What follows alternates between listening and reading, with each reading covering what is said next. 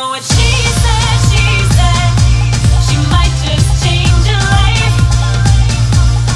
There's been more than a rise, an explosion in the popularity of things like Comic-Con and those conventions that if you go back 10, 15, 20 years, it was kind of, under the radar stuff.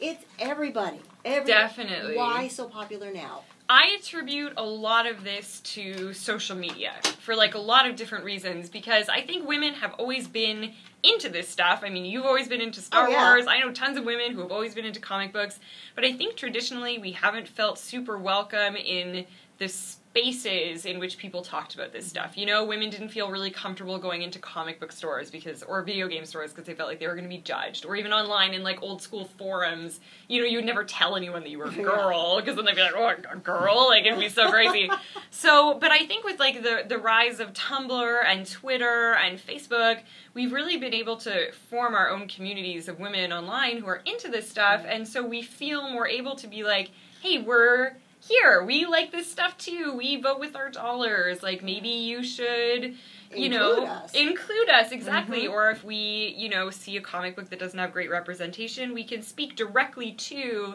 the creators, directly to the publishers, directly to people like Marvel or the film production companies, and say, here's what you could be doing better, here's why this bothers people. And I think that's really had a lot to do with the rise of, women and other minorities becoming more visible in this world in which we traditionally felt like we weren't.